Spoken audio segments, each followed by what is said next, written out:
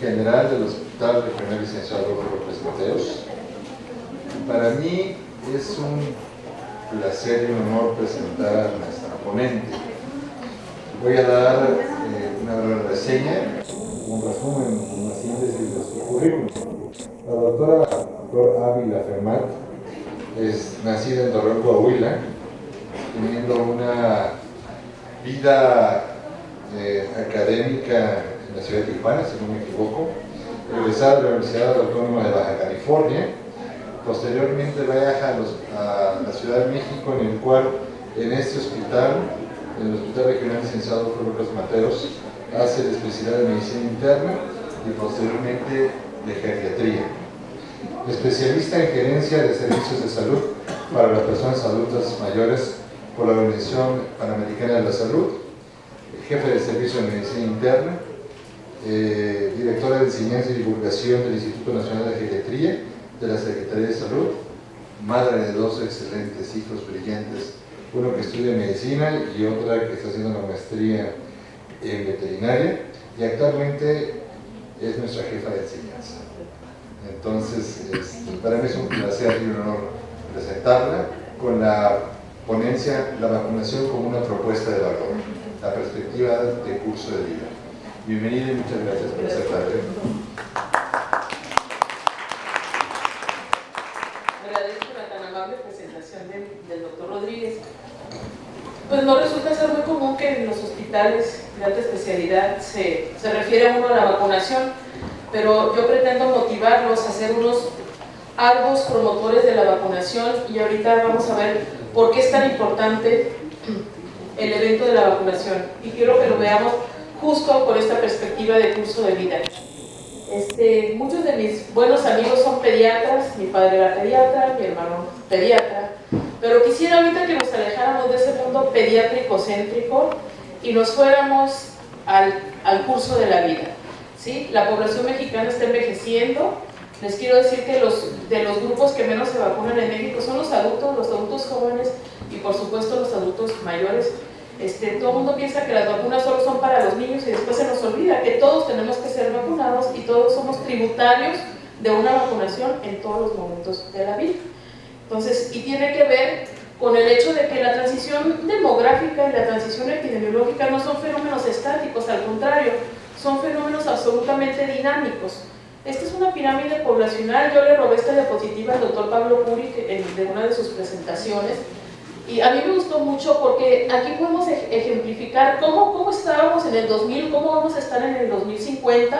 Es este panqué, pues nosotros vamos a hacer la cerecita de panqué, y particularmente yo por mi edad, yo voy a cumplir 60 años este año, ¿sí? Entonces, pero lo veamos dinámicamente. Los chicos entre 0 y 9 años en el 2050 van a tener 54, ¿sí? Ustedes ubíquense en cuál rayita andan, ¿sí? Y los chicos jóvenes ahorita entre 10 y 25 van a tener 50 y 75 años en el 2051. Entonces todos estamos metidos aquí. La pirámide no es estática, todos estamos metidos aquí. Entonces ese es el primer mensaje que yo les quiero decir. Y yo me acuerdo mucho del poema de Augusto Monterroso, ¿sí? El guatemalteco, que decía: y cuando desperté el dinosaurio seguía ahí. Ese es todo el poema, ustedes lo conocen, ¿sí? Y ahorita cuando despertamos las infecciones siguen ahí, ¿sí? Estamos acostumbrados a pensar en las enfermedades crónico-degenerativas como las grandes cargas de la enfermedad. Sin embargo, no es totalmente cierto, ¿sí? Hay mucha enfermedad crónico-degenerativa, pero la infección sigue estando presente.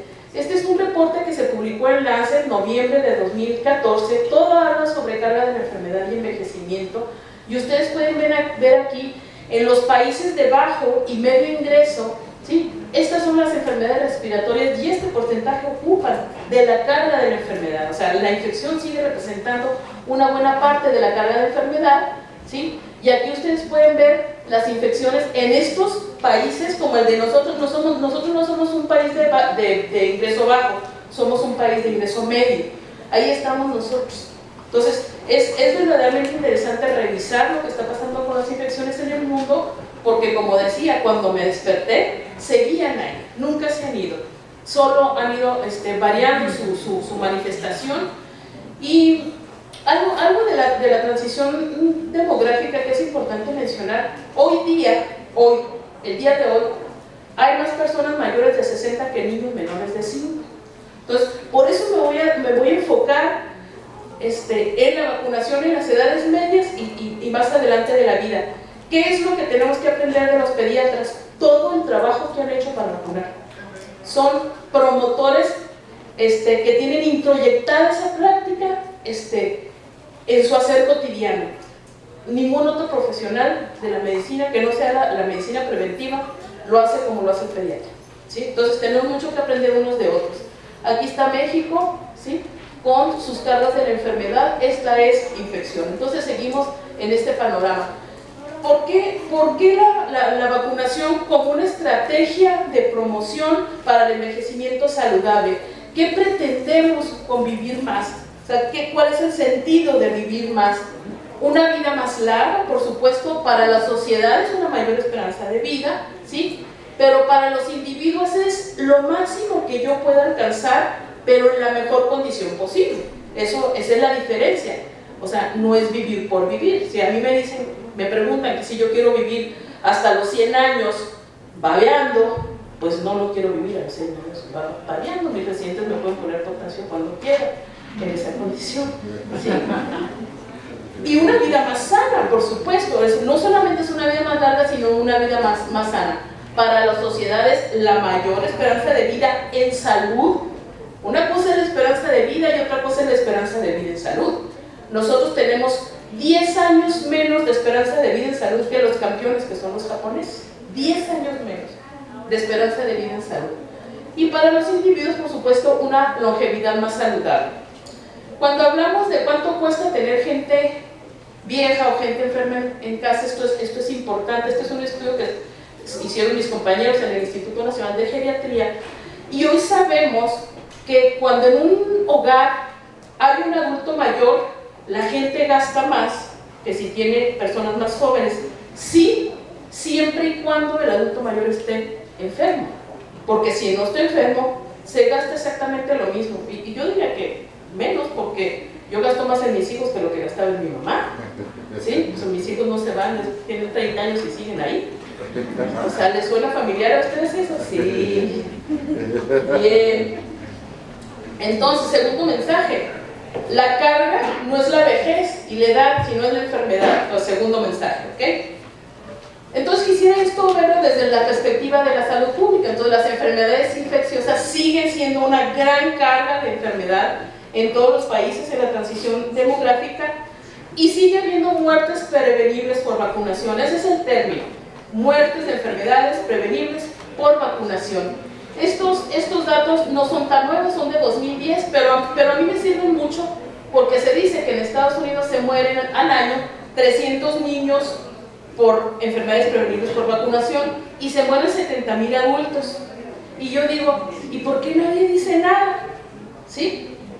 ¿Por qué nadie dice nada si se mueren tantísimos adultos por enfermedades prevenibles por vacunación? Si fuera al revés, bueno, sería un escándalo, todos estaríamos azotándonos en el piso porque se mueren 70,000 niños por enfermedades prevenibles.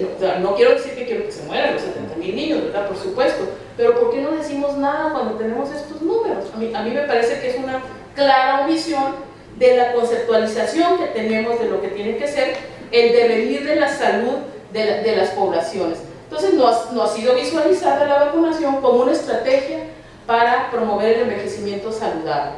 Entonces las políticas se enfocan, ¿sí?, a los menores de 18 años, está muy bien. Esto ha permitido que vivamos más años, ¿sí? Por supuesto que la gente se muera menos cuando es niño, permite que ahora vivamos más años, ¿sí? Y la mayoría de los adultos no son cubiertos en sus esquemas. Eso quiere decir que estamos sometiendo a las personas de edad media y productiva de la vida a vulnerabilidades y riesgos innecesarios, porque pues no los cubrimos con las vacunas. Esta es una aproximación a los costos. Esta es una sociedad que se dedica básicamente, una fundación, a estudiar los asuntos de la vacunación, y nomás les voy a poner un ejemplo, ¿sí? Neumonía por neumococo, sigue habiendo 44,000 casos y más de 5,000 muertes de neumonía por neumococo. En México hay una vacuna contra el neumococo, ¿sí? funciona más para la enfermedad invasiva que para la otra, pero tenemos vacunas y son gratuitas. En la mayoría de los países la gente tiene que comprar sus vacunas.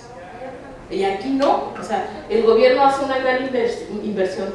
¿Y qué les parece 1 millón de casos de herpes zóster al año? ¿Sí? ¿Cuánta gente sabe que las personas mayores de 50 años se pueden vacunar contra herpes zóster para disminuir la posibilidad a la mitad de presentar un herpes zóster y del 60% de una neuralgia posherpética, que es absolutamente debilitante? Entonces, ¿qué es lo que sí sabemos? Estos son datos mexicanos, ¿sí? Estos están publicados en la revista de Salud Pública, que ellos hacen encuestas sobre vacunación. En el SANUD hay un rubro específico para vacunación, y por primera vez en la del 2012 hubo un rubro específico de adulto mayor que parte de mi equipo diseñó, ¿sí? Entonces, las mujeres nos vacunamos más, pero eso es en general. Las mujeres nos preocupamos más por la salud que lo que hacen los hombres. Bueno, claro, les da gripe y sienten que el planeta se les cae, ¿no? Por algo no tienen interés. Sí, lo demás, ¿no? Entonces, no soy sexista ni nada que se le parezca, ¿no? Entonces, hay una mayor cobertura individual que por esquema completo. Ahorita vamos a ver, o sea, si contamos las vacunas solitas, pues sí tenemos una cobertura razonable para neumococo, pues sí tenemos una cobertura razonable para tétanos, pero si juntáramos esquemas completos, o sea, ¿quién tiene esquemas completos? Entonces ya no lo hacemos tan bien. Esto sugiere que no se visualiza la vacunación ni oportuna ni múltiple, o sea, hay oportunidades perdidas, y cuando tengo aquí el sujeto, lo vacuno de una cosa pudiéndolo vacunar de 2 o de 3 o de 4, se pueden poner esquemas verdaderamente interesantes, ¿sí? Y aquí es un poco la participación del médico. Sabemos que el médico sigue influyendo, el médico y en general el equipo de salud influye mucho en la decisión de que los sujetos se vayan a vacunar. Aquí dice que del 86% de los encuestados en el SANUD que recibieron una indicación médica de que se fueran a vacunar, se vacunaron, ¿sí? O sea que tenemos una buena credibilidad para que la gente se vaya a vacunar. Pero ¿saben cuál es el problema? Que los médicos no creen en la vacunación. Ese es el problema, ¿sí?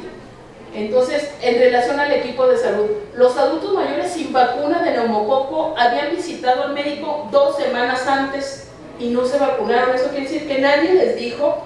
Es un tema que no trataron con su médico ni con su equipo de salud. Entonces hay oportunidades perdidas, pobre conocimiento de que las enfermedades infecciosas siguen causando estragos y que pueden ser evitadas. Cierto, las vacunas no todas están disponibles, también esperamos que todo el mundo nos regale todo en la vida, y pues esto no resulta así. Tenemos que invertir en la propia salud. Sí hay un esquema que la Secretaría nos proporciona, pero nosotros tenemos una obligación de cuidar la propia salud. Tenemos un terror a los eventos adversos, que realmente son pocos en las vacunas, realmente pocos. Imagínense cuántos niños se han vacunado de sarampión, imagínense cuántos millones de personas se han vacunado contra polio. Yo diría que cientos de millones. Y sí hay eventos adversos, pero son verdaderamente escasos. Y quiero yo pensar que bien controlados, ¿sí? Y aquí las dudas del personal de salud sobre la efectividad de las vacunas. La pandemia de influenza fue absolutamente aleccionadora. Había que llevar arrastrando a los médicos a vacunarse, aunque tuvieran a los pacientes muriéndose en las unidades de terapia intensiva. ¿Me equivoco? Pero, ¿qué es lo peor del asunto? Que sigue siendo igual, ¿sí? A los residentes los vacunamos aquí afuera porque así bajo amenaza, ¿no? Es que hay muchas técnicas para hacer que la gente se vacuna.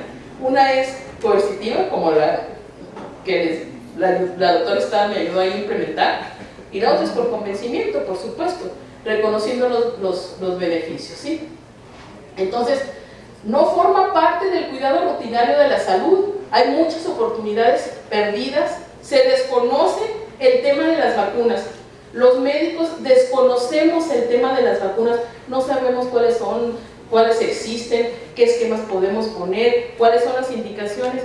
Y si yo tengo un paciente diabético, y si yo tengo un paciente con VIH, y si yo tengo un paciente inmunocomprometido, ¿sí? lo estoy dejando desprotegido por no saber y no ponerle atención a un tema verdaderamente importante. Entonces el médico puede jugar un papel desalentador, ¿sí? Desalentador. No, ¿para qué se vacuna? Le va a dar fiebre. Pues sí, prefiere que le dé influenza que le dé fiebre, eso a mí me parece increíble, ¿sí? Dejen ustedes, le va a dar cáncer, ¿o no? ¿Cuántas vacunas tienen que ver con, al final, prevención de cáncer? ¿Sí? Hepatitis, virus de papiloma, o sea, y lo que viene, porque este tema se está moviendo a pasos agigantados, creo que este ya lo pasé. Por ejemplo, la neumonía, esto es lo que decía Sir William Butler, papá de la medicina interna. No va ningún residente de medicina interna, lo cual les va a costar caro, ¿sí? Se los voy a cobrar muy caro. Entonces, la medicina el día de hoy, la neumonía el día de hoy como antes, es la enfermedad aguda más grave con la que el médico tiene que lidiar. Grave porque ataca a los ancianos, a los más vulnerables, a los que no son capaces de soportar el inicio súbito de la enfermedad. Esto pasa todos los días de la vida, ¿sí? Esto es neumonía por neumococo. ¿Qué les parece la tasa de incidencia a medida que va aumentando la edad? ¿Sí? Estos son datos de la Dirección General de Epidemiología del año pasado. ¿Qué tal? Da miedo, ¿verdad? Yo más miedo porque ya estoy en la curva ya ascendente de la rayita, ¿de acuerdo? Pero no nada más es la neumonía, el estado inflamatorio y procoagulante que produce la neumonía va más allá. Ojalá que solo nos diera la neumonía, ¿sí? Ustedes saben del riesgo elevado después de 10 años de una neumonía por neumococo para enfermedad cardíaca, infarto, arritmias, insuficiencia cardíaca. Claro, si yo tengo lesión cardíaca se agrava, pero aunque no la tenga, aumenta mi posibilidad de infartarme, de hacer una arritmia. Y yo me pregunto, ¿qué no estarían los cardiólogos indicando de vacuna contra el neumococo a todos sus pacientes porque son sujetos de riesgo? A un montón de sus pacientes. ¡Claro! ¿Pero qué creen? ¿Puede infartarse el paciente? ¿Qué haría yo? Antes de que saliera del hospital lo vacuno contra el neumococo, porque si le da neumonía a ese paciente, olvídense, el corazón se le va a hacer cisco, lo que le quedó, ¿sí? Pero no está pasando, no está pasando eso. Y por supuesto todo el paciente que tiene enfisema bronquítico, asmático, por supuesto que le va a dar el neumococo así espantosamente. Esta es la tasa de mortalidad entre neumonía e influenza. También si algo aprendimos en la pandemia es la asociación entre influenza y las neumonías bacterianas. Matan a la gente y matan a las personas entre más edad tengan, por supuesto, ¿sí? Entonces, a pesar de que se resuelve, pues persiste la inflamación, se asocia con un aumento de riesgo de mortalidad inmediata, ¿sí? Y desencadena procesos de muerte, el neumococo, ¿sí? De muerte anticipada. Es verdaderamente un villano, ¿sí? Que nos sigue cobrando mucha cuota. Este número a mí me asusta, del herpes zóster, porque les quiero decir que en la población mexicana la seroprevalencia, bueno, no en la población mexicana, en todo el mundo, la seroprevalencia positiva para virus de varicela zóster es cerca del 90%. O sea, todos cargamos un virus de varicela zóster en el cuerpo. A medida que envejecemos o que disminuye nuestra capacidad inmunológica, pues aumenta el riesgo de que nos dé zóster. Entonces se supone que 1 de cada 3 personas van a desarrollar zóster en algún momento de su vida. Imagínense, a ver, cuéntense así, 1, 2, 3 y al 3 le va a dar, 1, 2, 3 te va a dar, 1, 2, 3 te va a dar, ¿sí? Así estamos. 1 de cada 3, ¿no les parece un número monstruoso? ¿Sí? 1, 2, 3, sí, ya le va a dar, ¿sí? 1, 2, 3 le va a dar, ni modo, 1 de cada 3. O sea, es terrible, es un número verdaderamente brutal. Por eso contamos un millón de casos. Y bueno, en realidad no sabemos qué está pasando, porque el zóster no es una enfermedad de reporte epidemiológico. Entonces, pues le da, si la gente generalmente no se muere de zóster, se muere de lo que propició que le diera el zóster, el diabético, la leucemia y el que está todavía más inmunodeprimido, ¿sí? Es raro que un zóster mate a menos que tengamos un inmunocompromiso muy fuerte. Pero les puedo decir que el impacto del zóster, que es una enfermedad dominada por el dolor, nada más indigno para un ser humano que el dolor, ¿sí? ¿O no? En la condición más terrible de un ser humano es cuando tiene dolor.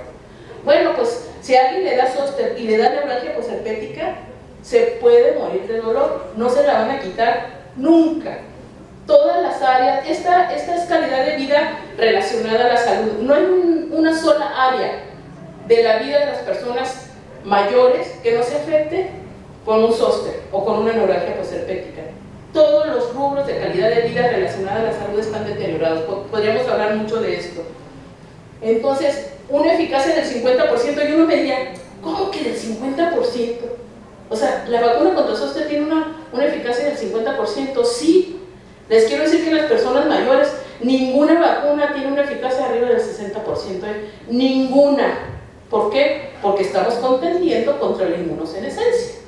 En cambio, los niños tienen una eficacia fenomenal, 90%. Eso en los adultos y en los adultos mayores no lo logramos, porque estamos peleándonos contra el propio evento biológico del envejecimiento, ¿sí? Pero si me da zóster, tengo el 66% de posibilidades de que no me dé neuralgia posherpética. Entonces, esta es una vacuna, en realidad no es una vacuna, es como un booster, ¿sí?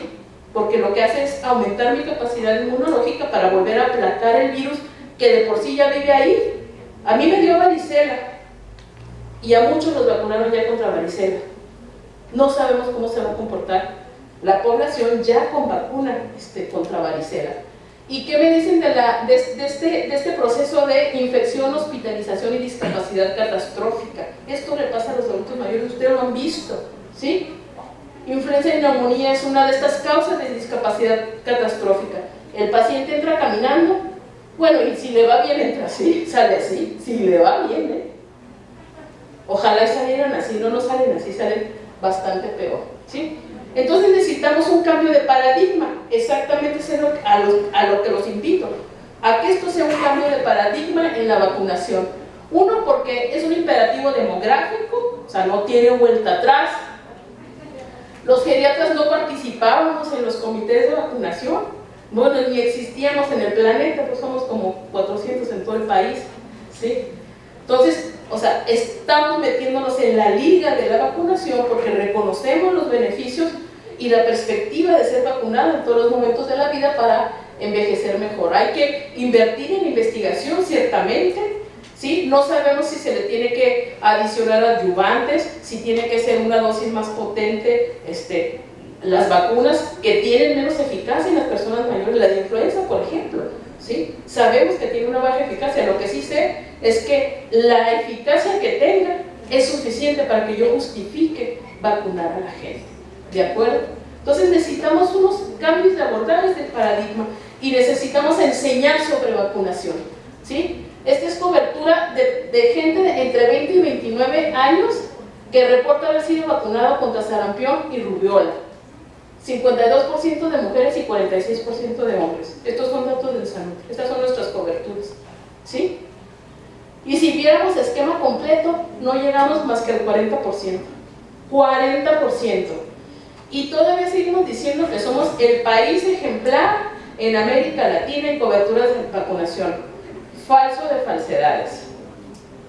El país que tiene mayor cobertura es Costa Rica, porque tiene un sistema de salud muy eficiente, ¿sí? Es Costa Rica quien más cubre a sus poblaciones. Estos son adultos mayores en México, hay 2 encuestas de vacunación, ¿sí? Y solo tenemos esquemas completos en el 52% y en el 44%. O sea, ¿qué sucede? Que me puedo vacunar contra influenza, pero no me vacuno contra el neumococo. ¿Qué sucede? No sabemos dónde está el pensar de los individuos que se vacunan contra una cosa, pero no se vacunan contra los otros. Este asunto de la inmunidad de rebaño es verdaderamente importante. Ustedes saben del brote de sarampión que hay en Europa, en Italia, en Rumania. A mí me tocó estar en Disneylandia cuando los niños estos... Ustedes conocen de todos los movimientos antivacunas, los anti-vaxxers, que en Estados Unidos y en Europa son verdaderamente fuertes. Entonces la gente está dejando de vacunar a sus hijos, ¿sí? Cuando entró la vacuna, la vacuna polisacárida conjugada en los niños, los adultos mayores se dejaron de morir, porque los niños son como bombas bacteriológicas para los adultos mayores, son una bomba bacteriológica. El neumococo del niño mata al neumococo del adulto, mata al adulto. Cuando introdujeron la vacuna, se dejaron de morir los niños de neumonía, por supuesto, pero también se dejaron de morir los abuelitos que cuidaban a los niños, ¿sí? Resultó que en Japón, en algún punto de la vida, dijeron, no, vamos a ser todos muy respetuosos de los papitos de los niños y que cada quien decida si vacuna a sus hijitos o no. Pues decidieron no vacunarlos, ¿sí? Le hicieron más caso a las redes sociales y todas estas cosas, y se murieron los niños y se murieron los adultos mayores, por supuesto. Entonces, para que el efecto de rebaño sea suficiente, tiene que ser mucha la población que se vacune. Si no, se pierde ese efecto de rebaño y entonces las consecuencias pues las pagamos todos. En Europa hay gente que dice, bueno, saquen de las escuelas a todos los niños que no vacunen porque yo no quiero que enfermen al mío que sí está vacunado, porque a un vacunado tengo un riesgo, ¿sí? Que se aumenten tanto haya más niños no vacunados, ¿ok? Entonces, ¿qué esperamos que suceda? Que se conserve la vitalidad al envejecer a través de disminuir la mortalidad derivada de estas enfermedades relacionadas a la vacunación, a la no vacunación, menos complicaciones, menos hospitalizaciones, menos uso de antibiótico, menos infecciones con tasas resistentes a antibiótico, preservación de la capacidad funcional, y esta es una de las intervenciones más costo efectivas que hay en cualquier sistema de salud. Si algo es costo efectivo, es la vacunación. Entonces, y esperamos mejoría de la calidad de vida. O sea, cuando a alguien le impedimos que tenga un herpes zóster, estamos influyendo en su calidad de vida, ¿de acuerdo? Entonces, este enfoque de ciclo de vida hace énfasis en la inmunización en todas las etapas de la vida, incluyendo la adulta, como una estrategia rentable para promover el envejecimiento activo y saludable. Este es un estudio muy interesante que hizo una empresa privada, un laboratorio privado que fabrica vacunas, que es la que le vende todas las vacunas de influenza al país, que es Sanofi, ¿sí? Entonces ellos empezaron a pensar cuáles serían las estrategias de marketing social, para saber cómo la gente puede asumir la vacunación como parte de su cuidado de salud. Y entonces hicieron estos rastreos en muchos países, este es un estudio multicéntrico, para ver qué tanta confianza le tenían los sujetos a sus sistemas de salud. Y resulta, sorpresivamente, que no estamos tan mal, seguimos creyendo lo que nos dicen los médicos, seguimos creyendo, ¿sí?, en el sistema de salud a pesar de todos los avatares, y estamos desaprovechando esa oportunidad. Los que están en el fondo del barranco son los franceses, esos no creen en nada, ni en su sistema de salud, ni en sus médicos, ni en nada. Entonces, tenemos que aprovechar, creo que es algo que no hemos aprovechado lo suficiente. Entonces, ¿qué tal otros entornos en los que no nos hemos fijado para vacunar? La vacunación familiar, la vacunación de cuidadores, aquí donde estamos todos metidos y que me es incomprensible que el personal de salud no se vacune y no promueva la vacunación, y otros escenarios, los cuidados de largo plazo, los centros de día, los cuidados transicionales, o sea, toda esa gente que está en extensión hospitalaria de domicilio, ¿la vacunamos? Pues no sé, yo le preguntaría al doctor de extensión hospitalaria si se vacunan los pacientes que están allá. O sea, mucha gente no puede venir a la vacunación aquí donde está, ¿sí? Claro que esto es más caro, por supuesto. Entonces hay que hacer una promoción de vacunación a lo largo de la vida, hacer evidente los beneficios, aumentar el índice de vacunación en el personal de salud y potenciar el rol que tiene, ¿sí?, como promotores de la vacunación, y desarrollar un conocimiento a la población de los beneficios de la vacunación, ¿sí? En este asunto del mercadeo, de cómo convencer a la gente, hubo un debate fuerte, inclusive el spot de televisión tuvo que salir del mercado, lo quitaron, porque se relacionaba el hecho de no vacunar a un niño con que el niño se moría. Entonces la gente se asustó tanto que protestó, O sea, les asusta y lo sacaron, pero el efecto que tuvo fue que la gente fue a vacunar a sus acuerdos. ¿Sí? Algo hice para atrás.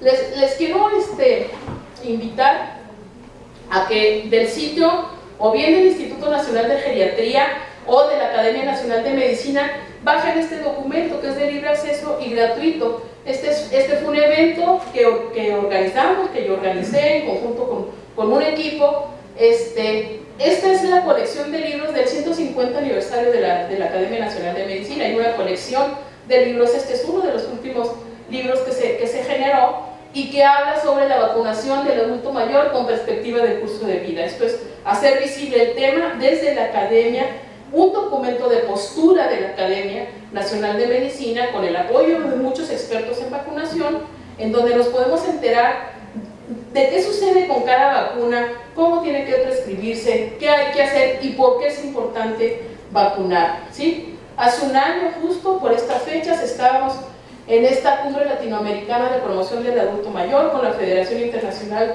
de Envejecimiento. Aquí va a salir próximamente el documento y lo que hicimos fue algo que yo considero verdaderamente importante. Organizamos el primer consenso mexicano de vacunación en el adulto, ¿sí? Tratamos solamente 8 enfermedades para adulto joven y adulto mayor en una reunión maratónica. Estuvimos 2 días matándonos unos con otros con un trabajo previo como de un año para lograr un documento de consenso que en el mes de mayo va a salir publicado en la Gaceta. Yo participé cuando menos en 3 capítulos, en el de herpes, en el de las generalidades. El instituto tiene un micrositio.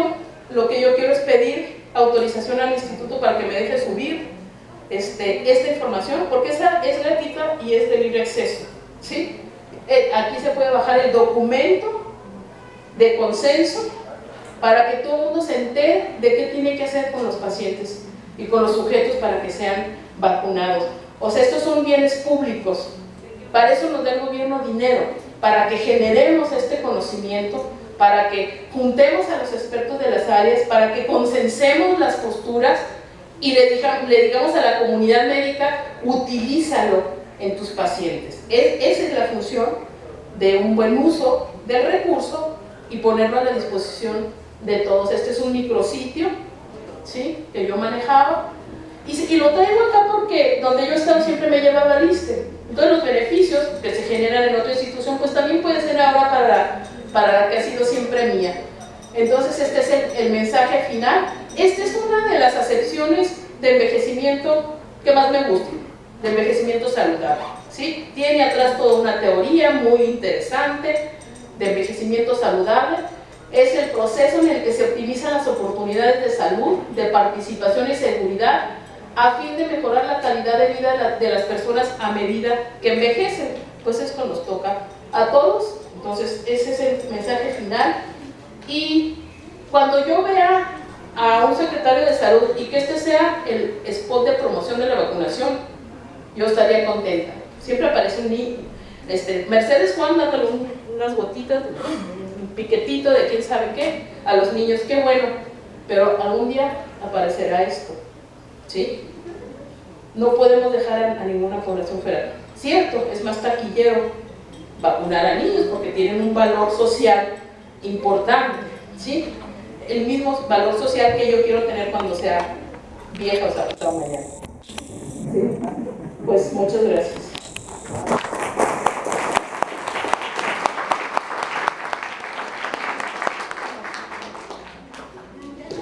Muchas gracias, doctora Flor Ávila. Yo creo que lo más importante es crear conciencia, y esta plática nos crea conciencia. Esta parte de la responsabilidad como profesionales de salud, todos los que estamos aquí somos profesionales de la salud, y crear conciencia y tener un envejecimiento saludable es justo y necesario. Alguien que tenga algún, yo sé que hay muchas personas que tienen dudas, alguien quería preguntarle a la doctora. ¿Algún comentario? Yo quiero, bueno, primero... ¿Cuáles fueron las ocho vacunas que abordaron en el encuentro? A ver si me acuerdo.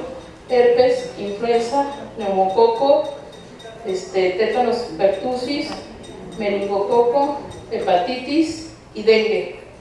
Me falta uno, ahorita que me acuerdo te digo. El grupo más intenso y controvertido fue el de dengue, casi se matan. Unos